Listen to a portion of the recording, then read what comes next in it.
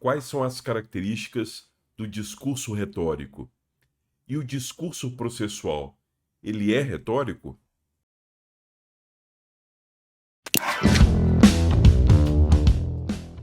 O objetivo desse vídeo aqui é tentar mostrar para vocês quais são as características do discurso retórico, partindo aqui dessa obra. Você já conhece, já falei bastante sobre ela, o Órganon, de Aristóteles. Então, o que seria retórica e quais são as características do discurso retórico? A gente tem que entender isso para depois saber ao final se isso é compatível ou não com o discurso processual. E eu começo por chamar a atenção para vocês no seguinte aspecto. Muita gente confunde o discurso dialético com o discurso retórico. Confundem a dialética com a retórica.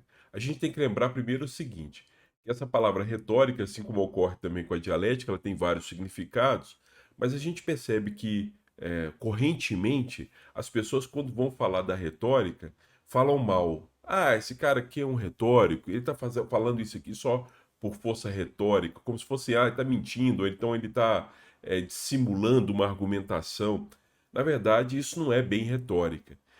Talvez eu me arrisco a dizer que esse caráter pejorativo que se dá, que se costuma atribuir à palavra retórica, ocorre por conta de Platão. Né? Platão, vocês sabem bem, sempre falava muito mal dos sofistas e da retórica, da forma de argumentação utilizada pelos sofistas. Então você sabe que essa briga aí já é antiga e Platão não esconde ela em nenhum momento nas suas obras. Ele sempre tem ali o contraponto em relação aos sofistas e à retórica sofista. Qual que é, vamos falar assim, tentando simplificar essa discussão, qual que é o principal ponto? Que Platão acusava os sofistas de se afastarem da verdade, e não buscarem a verdade ou do ideal de episteme. Então, quando Platão ele criticava a forma, a técnica de argumentação utilizada pelos sofistas, primeiro a gente tem que entender que havia uma rivalidade entre escolas. Então a gente não tem que levar, por exemplo, o que o Platão dizia a ferro e fogo, né? Havia sim uma rivalidade e tem um historiador antigo da antiguidade chamado Diógenes Laércio que ele fala, inclusive, explicitamente essas brigas que haviam entre esses filósofos, entre Platão e os sofistas, que muitas vezes eram baseados em questões, inclusive, de ordem pessoal. Né? Então a gente não tem que levar essas críticas também a ferro e fogo. Mas a obra platônica, sem dúvida, é a mais conhecida, mais disseminada ao lado da obra aristotélica, já que Sócrates não deixou nada escrito para a gente. Então o que acontece? Muito do que se fala da retórica de forma pejorativa se deve a essa característica e essa crítica que Platão fazia da retórica dos sofistas. Então a gente tem que separar uma coisa da outra. Aristóteles, quando ele escreve sobre retórica, ele dá um caráter mais científico e menos pejorativo à retórica em si, ao discurso retórico e à técnica retórica de argumentação. A gente pode dizer que em Aristóteles a gente separa retórica de sofística, né? Ou erística. A gente separa uma coisa da outra. Então, essa crítica que Platão fazia, Aristóteles faz de forma diferente, e ele tenta identificar ali e apresentar para a gente as características da retórica, de como é que ela funciona. E a gente percebe que essa confusão que ocorre, essa mistura que ocorre entre dialética e retórica, se deve, acredito, ao fato de que muitas características são comuns entre a dialética e a retórica, muitas características. A começar pelo fato de que, assim como ocorre na dialética, também se pode utilizar o entimema, que é o silogismo baseado na endoxa.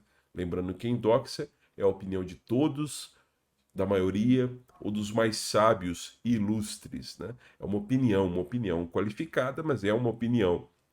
Então, o silogismo baseado na endoxa, nesta opinião qualificada, o silogismo se chama entimema. E a retórica, assim como a dialética, também se vale da entimema. O discurso apodítico não. O discurso apodítico se baseia no silogismo baseado na premissa verdadeira e não nas opiniões. Mas a retórica, assim como a dialética, pode sim se basear na endoxa e é comum que isso ocorra. Existem algumas diferenças que a gente vai perceber. As técnicas de argumentação em relação à dialética são muito parecidas. Existe, assim como ocorre com a dialética, o compromisso ético entre os interlocutores. A, a, a retórica ela passa por um dilema ético. Qual seria esse dilema ético? O dilema da retórica seria Até que ponto eu posso utilizar um argumento para o convencimento do meu interlocutor ou do meu auditório? Existe um limite ético na retórica? Sim, eu posso dizer que sim. Tanto na dialética quanto na retórica, esse também é mais um ponto comum, assim como eles utilizam a entimema, são também um outro ponto comum que eu já mencionei para vocês, também existe um compromisso ético entre os interlocutores. Na retórica, você não pode utilizar um argumento sabidamente falso para enganar o seu interlocutor. Então a retórica não se usa desses artifícios linguísticos e enganosos, né, no sentido de ludibriar, de enganar aquele auditório ou o seu interlocutor. Então existe sim um compromisso ético na retórica. Uma diferença que a gente pode destacar em relação à dialética, talvez a primeira diferença que eu queria mostrar para vocês é a seguinte, que você vai ter na retórica não a busca do verdadeiro, como ocorre com o discurso apodítico, e nem a busca do provável, né, do argumento provável, da conclusão provável. Na retórica, o objetivo central da retórica, e isso diferencia da dialética, é a persuasão do interlocutor, o convencimento do interlocutor. Aqui eu não vou fazer a diferença entre persuasão e convencimento, não. Eu sei que alguns autores fazem isso, mas aqui eu vou colocar como se fosse o mesmo significado. Ou seja, você quer convencer o outro de que o seu argumento é melhor, né? Que aquela conclusão é uma conclusão acertada, né? Uma conclusão que se deve buscar. Então, diferente da apodítica, que busca uma conclusão verdadeira, e diferente da retórica, que busca uma conclusão provável, a retórica busca uma conclusão verossímil. O que é verossímil? É aquilo que se apresenta, ou pelo menos se parece como uma verdade. Pode até não ser uma verdade, mas aparenta ser uma verdade. Eu costumo utilizar uma imagem com os meus alunos que é a seguinte, para explicar o que significa a verossimilhança, né? Algo que, inclusive, é muito útil no direito processual, né? Quando a gente fala de verossimilhança das argumentos, da alegação, quando a gente fala de fumus boniuris, essa fumaça do bom direito para a concessão de uma liminar, de uma tutela provisória de urgência, como ocorre lá no artigo 300 do Código de Processo Civil. Então, a verossimilhança das alegações ou a fumaça do bom direito, fumus boniuris, nada mais é do que uma verossimilhança, né? Uma aparência de verdade. Pode até não ser, mas ela se parece com a verdade. E a imagem que eu costumo utilizar é o seguinte: se eu disser que eu saio de Belo Horizonte e vou ao Rio de Janeiro em uma viagem de 9 horas de carro, por exemplo, eu posso até não ter ido. Posso até não ter ido. Por exemplo, se eu disser para vocês, olha, nesse último final de semana eu peguei o meu carro e em 9 horas eu estava pisando nas areias da praia de Copacabana. Essa minha afirmação pode até não ser verdade, mas ela é verossímil. Ela se parece com a verdade. Porque uma viagem de Belo Horizonte ao Rio de Janeiro pode durar 7 horas, 8 horas, 9 horas, depende do trânsito ali, né? Mas não dura muito mais do que isso. Então, é um argumento verossímil se eu disser que eu gastei 9 horas para chegar lá, colocar o pé na areia, por exemplo, né? Agora, se eu disser que eu peguei o meu carro e fui ao Rio de Janeiro em 2 horas, esse argumento não é verossímil, porque ele nem se parece com a verdade. Então, a verossimilhança, o argumento verossímil, a conclusão verossímil, que é algo que é buscado na retórica, não quer dizer, a verossimilhança não quer dizer que é verdade. Pode até ser, mas não quer dizer que é uma verdade, mas pelo menos ela se parece com a verdade. Um argumento inverossímil é aquele que nem se parece com a verdade. Aí você vai ter um argumento que é inverossímil, né? Portanto, então essa é uma característica da retórica. A busca da conclusão ou do argumento verossímil.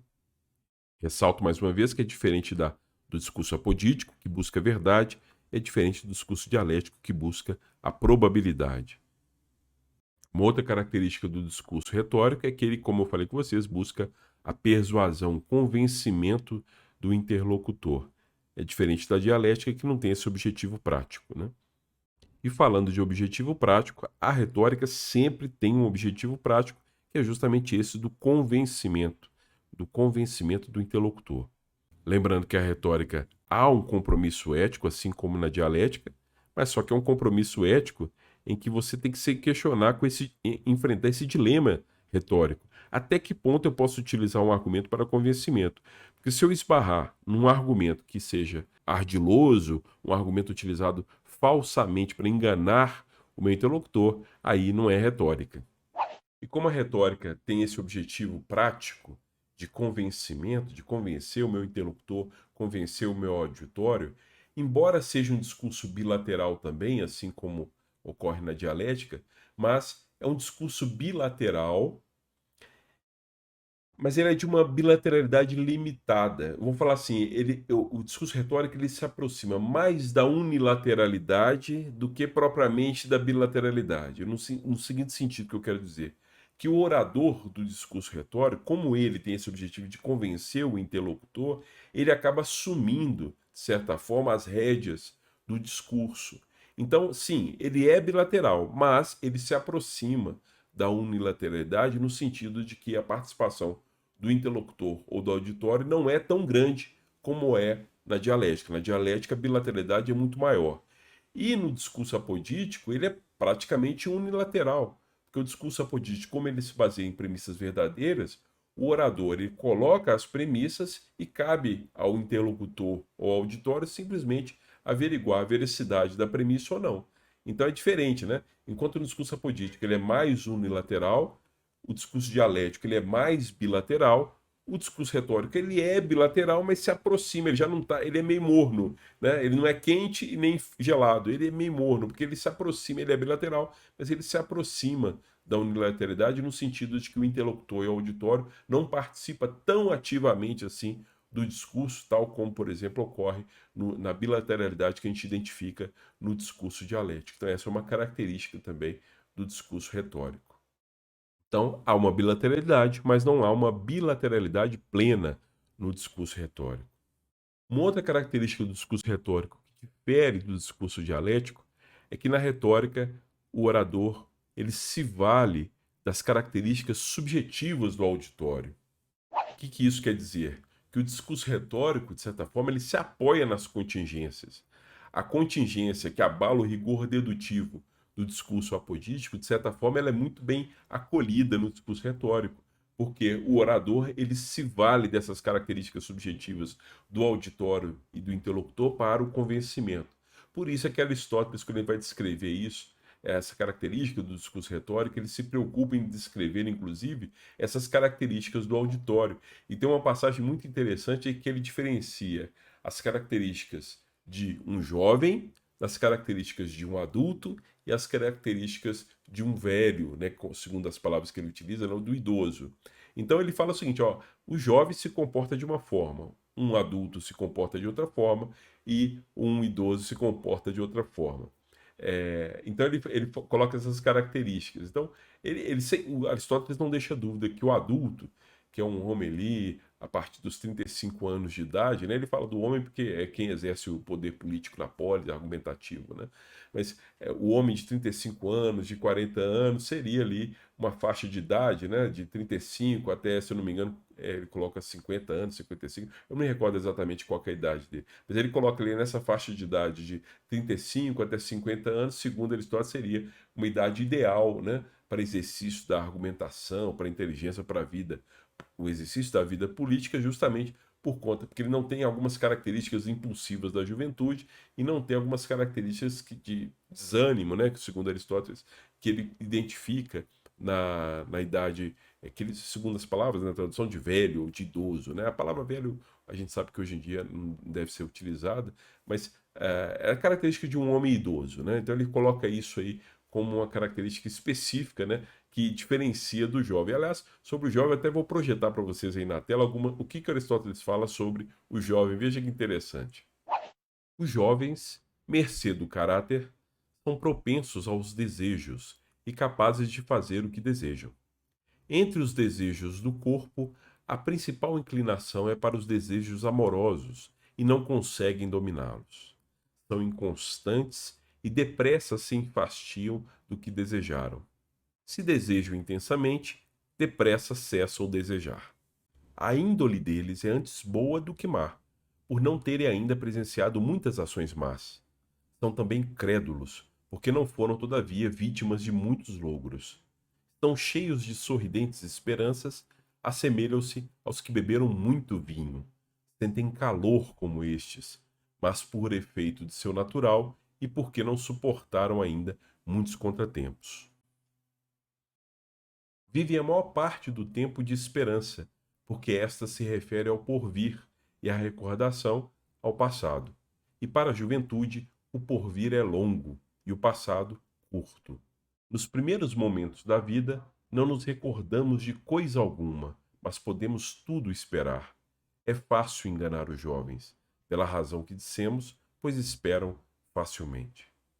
Suas vontades são violentas, mas sem duração, exatamente como os acessos de fome e de sede nos doentes.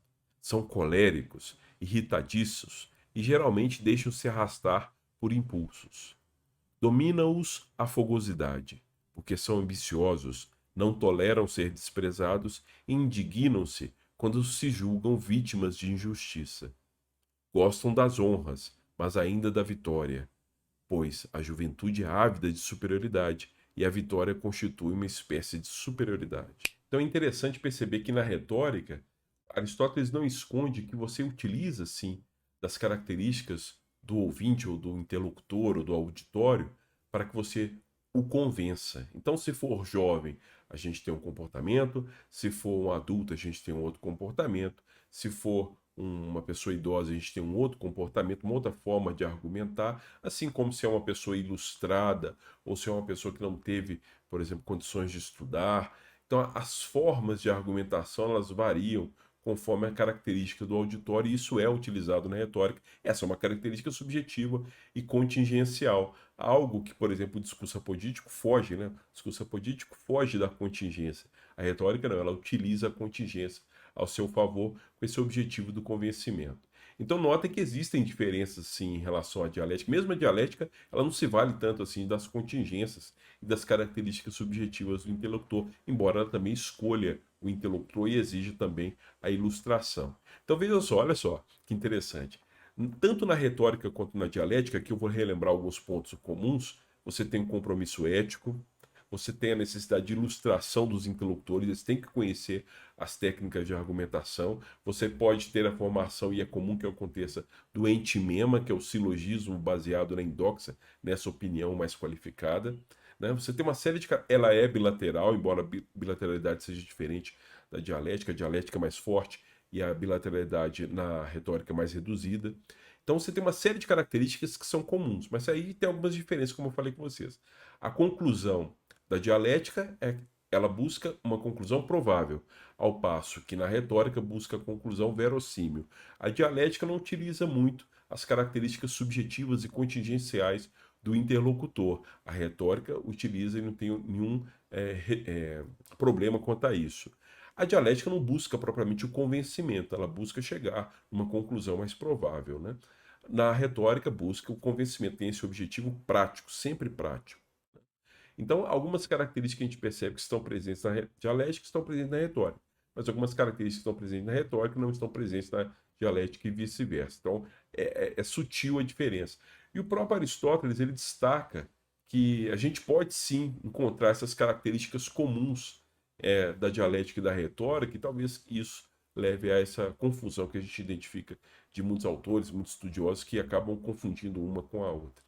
A retórica não deixa de apresentar analogias com a dialética, pois ambas tratam de questões que de algum modo são da competência comum de todos os homens, sem pertencerem ao domínio de uma ciência determinada.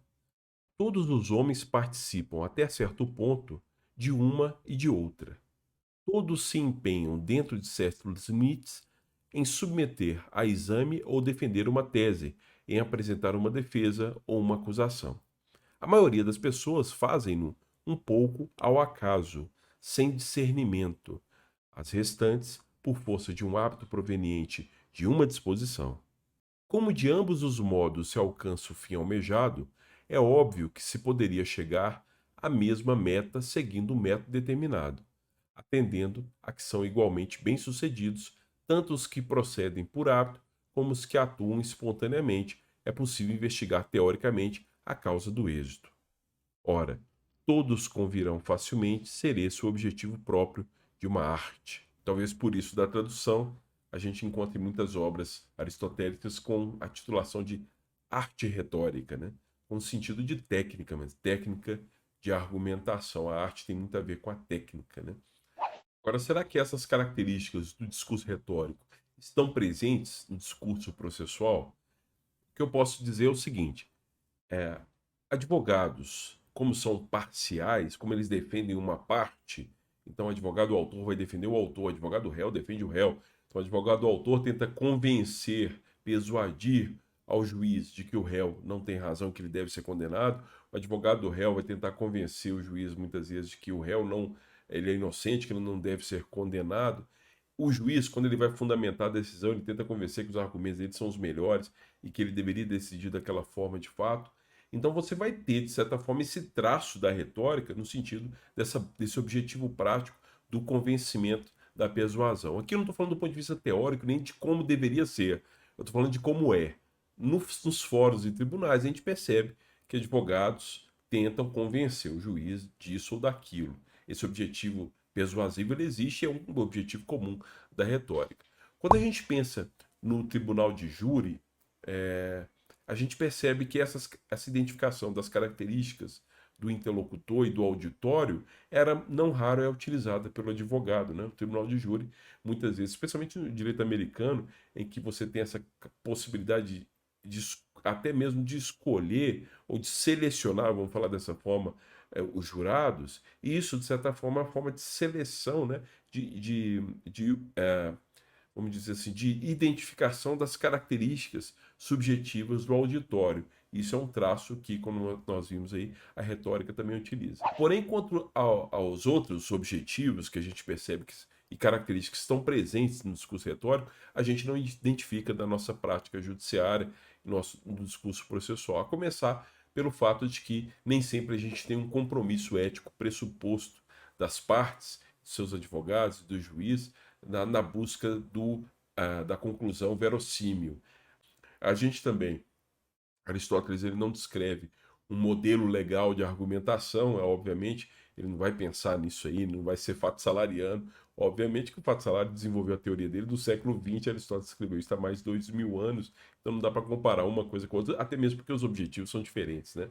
Aristóteles tinha um sentido filosófico, lógico, ao passo que o fato salário é exclusivamente jurídico. Então você não vai ter um modelo legal de argumentação e que seria exigível na nossa prática judiciária brasileira, que é exigível na nossa prática judiciária brasileira, que a gente sabe que ninguém pode ser condenado nem julgado sem o devido processo legal. Então, falta na retórica aristotélica um devido processo legal para que a gente possa dizer que no processo a gente utiliza da retórica.